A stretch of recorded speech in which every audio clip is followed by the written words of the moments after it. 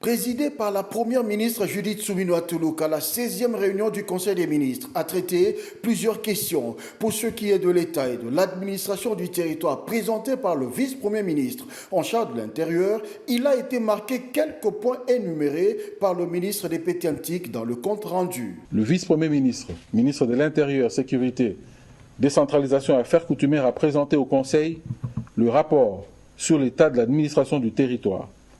L'état d'esprit de la population demeure calme et a été marqué par les tractations et remous au sein de l'Assemblée nationale concernant la répartition des responsabilités de la gestion de 9 commissions permanentes.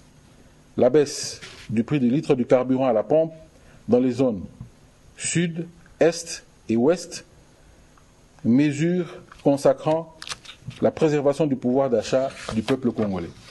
La désapprobation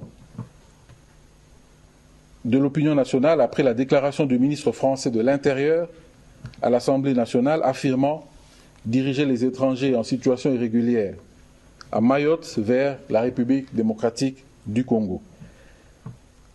Le triste naufrage survenu sur le lac Kivu dans la matinée du jeudi 3 octobre 2024.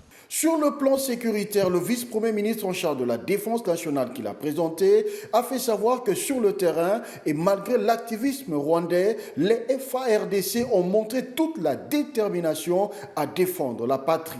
Le vice-premier ministre, ministre de la Défense nationale et ancien combattant a présenté la situation opérationnelle et sécuritaire, particulièrement dans la partie est du pays. Il a signalé qu'au cours de la semaine qui s'achève, des incidents bien documentés ont affecté quelques zones. Ils ont été caractérisés par des actions d'agression rwandaise en violation continue du cessez-le-feu, d'activisme terroriste et d'insécurité, butés à la contre-offensive structurée et conséquente de nos forces armées, plus que déterminées à rétablir la paix et à répondre à toute menace sécuritaire. Tous ces points présentés par les deux membres du gouvernement ont été actés par le Conseil des ministres.